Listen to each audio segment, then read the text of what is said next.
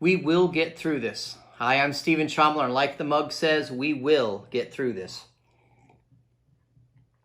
I've been thinking of this video for about 3 weeks now. It began for me, the idea for this video, I started making notes. I was flying from Munich back to San Francisco, or flying from Munich to San Francisco to get home. It was Friday, March 15th. I was supposed to be in Greece for 9 days and have an amazing media trip, visit 20 plus wineries. I was going to interview some breweries in Thessaloniki. It was going to be an amazing, incredible trip, and it got cut short. I left on a Monday morning that week, and I got to Thessaloniki Tuesday night at 11. I got to Thessaloniki Tuesday night at 11, and Thursday at 10 p.m., not even 48 hours later, I'm back in Thessaloniki, and we're headed to the airport to go home on Friday because the pandemic was getting worse, and there was rumors, and Greek government kindly, amazingly, Greek National Travel Organization got us home, and I'm so grateful for them for doing that. And on that plane, I started thinking about, man, this is going to get pretty bad. And I started making notes and started thinking about it. And one other thing happened on the plane I'll tell you about in a second. But then over the past few weeks, I've done a lot of journaling and reflecting and listening. I've had scores of people reach out to me, literally from all over the world. I have, like my son Zach, he has a global brand now. He's Strong Opinion Sports. I'm so proud of him.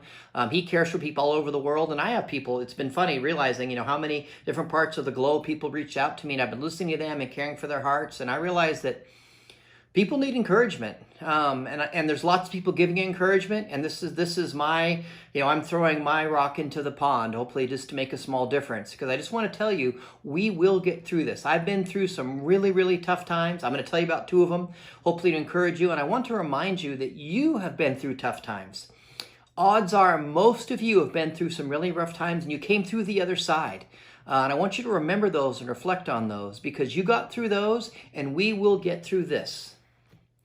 So the other thing that happened to me on that plane related to this video is my mind went to the Laura Ingalls Wilder's book, The Long Winter.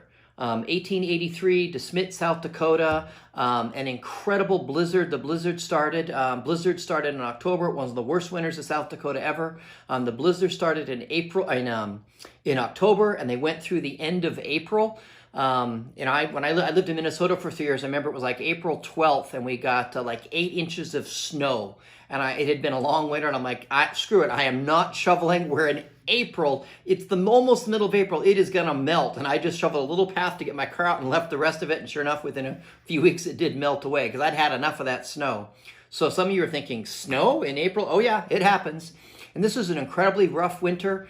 Her family, Laura and Ma and Pa and her 2 sisters, they had to leave the homestead and head into town and live in town. And the Laura Ingalls Wilder books, Little House on the Prairie books, we read those to the 3 Z's when they're very little. I would encourage you to read to your kids if they're younger. Those are great books to read. Another fun series to read people don't know about is the Frank L. Baum Wizard of Oz stories. He actually wrote 14 books set in the land of Oz. When I was a kid, I had all 14. They're not all about Dorothy and the Wizard and the Tin Man. You learn about all kinds of other characters and all kinds of other places and countries in the land of Oz. It's pretty amazing. But man, just as a side note, man, if your kids are young, read to them. Should I be lucky enough someday to have grandkids, you can bet your bippy I'm going to read to them. I'll probably read to them the Oz books, probably read to them the Laura Ingalls Wilder books, and then whatever, Dr. Seuss's ABC, I'll read that over and over and over again. I just know that that's something I'm going to look forward to doing. But back to this whole pandemic thing, and that book, The Long Winter. Why do I write this book? Because they went through hell. They went through hell, and they kept thinking winter was going to be over, and it didn't end. And good things in the past and previous books, they had really fun stories of how special Christmas was to them. And even though they were a very poor farming family, they had amazing Christmases. And one year, Mr. Edwards, met Santa Claus and had this incredible story. And this year in this book, the trains couldn't come through because of all the snow. And so they were hoping the blizzard would go for 2 or 3 days, then it would stop, and they'd hope the trains would come through, and the trains didn't come through, and got close to Christmas, and they'd ordered a Christmas barrel. They call it a Christmas barrel, things they'd ordered for Christmas, and it was all packed in a barrel. And Christmas came and no train and no Christmas barrel. Christmas came and went, and they didn't get their Christmas barrel, and they had to do Christmas very differently that year. And I'll tell you, reading that book, I just reread it, reading it and what they went through and their experiences and their journeys, I think it's similar to what we're going to go through. I think we're going through what I'm calling a long winter as a country and as a globe, as a planet. I don't know exactly when this will end, but I think it's going longer than people think, I'm afraid. And I think it might be worse than people think, but I hope not. I hope I'm wrong. Anyways, if you like to read, check out that book, The Long Winter, Laura Ingalls Wilder. So tough times don't last. This pandemic is tough. I think it's rough. I think it's going to be very difficult, but I'm telling you, we will get through it. And as I mentioned, you've been through tough times before, and so have I. I want to tell you 2 tough experiences I've been through, because maybe it'll help some of you relate as you're struggling and grieving and wondering, how am I going to get through this? The first one, it's rough. February 2016, my 17-year-old son passed away, Zane Steven Shomler, and that was the worst night of my adult life. I cannot tell you. And I stood there that night, and there was sirens in the front yard and flashing lights, and it was absolutely brutal. I remember, how am I going to get through this? How am I going to get through this? And it took me a good 3 years of grieving and leaning into my grieving to get to where I really healed, to have the creative energy that I had before Zane passed. And it was a brutal, awful, horrible time. But you know what? I got through that time. And if I can get through a time like that, you can get through a time like this. And then another time that I have a lot of shame about, not as much now, but for a long time I did, was the Great Recession. And it hit our family way worse later than it hit some people. Some people it hit very early on. Some people it hit us later. I switched careers in 2007 and went back into banking. And I'd left the nonprofit world and went back into banking and worked hard in 2007 and 2008 and did really well in 2009. And then 2010, it's like, the faucet was turned off on my income. And we had about 18 months of basically very little to no income. It was incredibly brutal. And we ended up, summer of 2011, having to move out of our house that we had. And we were basically homeless. And where were we going to go? Literally, we didn't know. And we didn't know what we were going to do. And the option, we had 2 options before us. And we chose the option where basically I ended up moving into a garage, an unheated, unfinished, the middle half of an unheated, unfinished garage.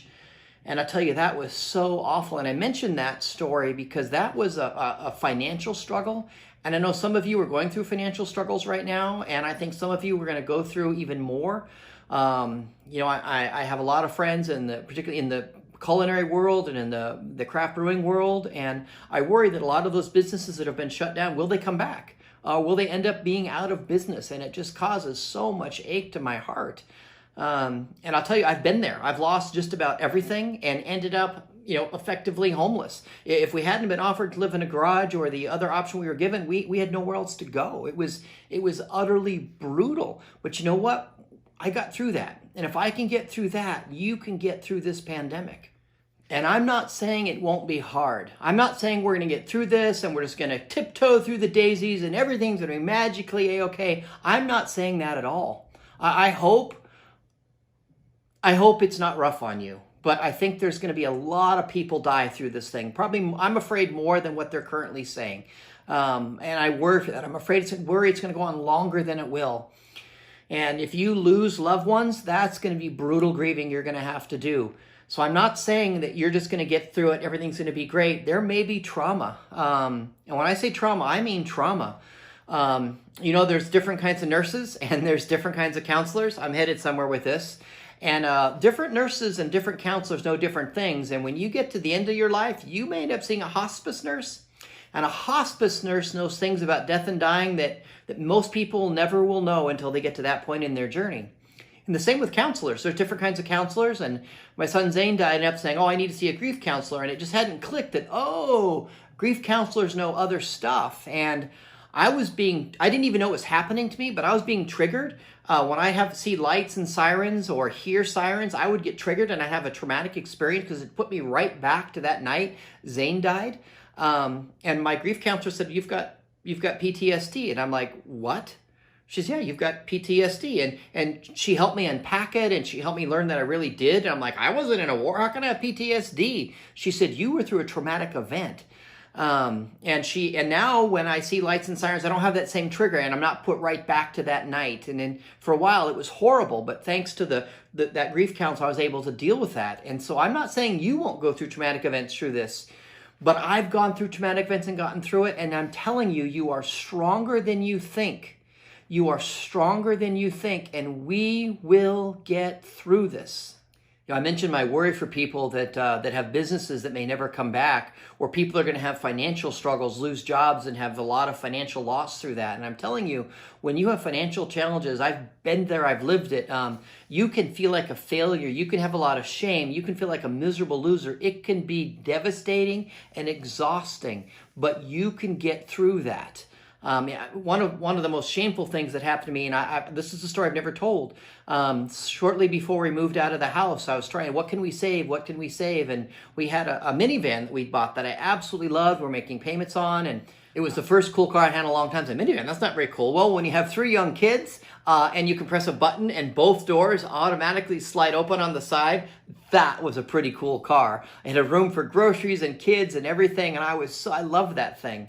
And, working with him and trying to save it. What could we do with no income? And one night, they said, hey, you got to pay by midnight tomorrow. And, okay, I'm trying to see what I can do to make it happen.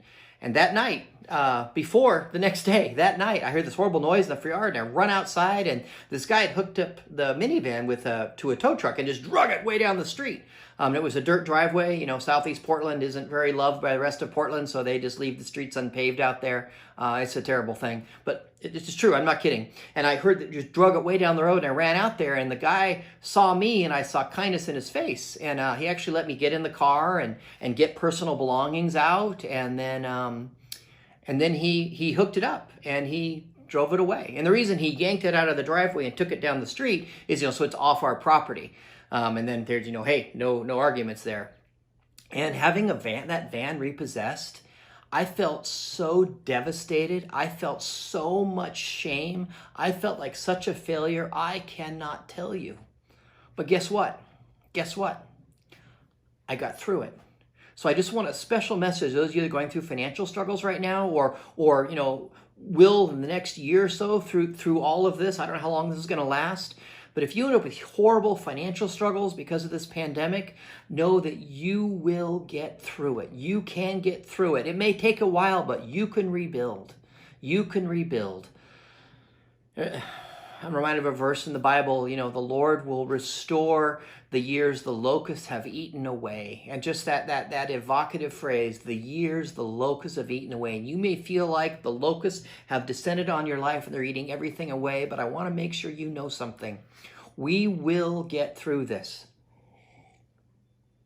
I believe in you. I'm pulling for you. Please don't give up. And the last thing I'll say is, if you're feeling suicidal, man, call and get help.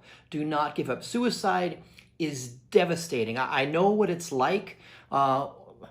I know what it's like when someone commits suicide. The people that are left are devastated. It's like a crater. A bomb goes off, and the closer you are to that bomb, the more devastation there is. So please, if you're struggling, please go get help. Don't take that as an option. You are so much more valuable than you know. Don't choose that option. I feel like I said all I need to say. I just want to say it one more time. We will get through this. I made a video that will be following this one. 7 tips for surviving your first pandemic. I just wanted to reach out and do what I can.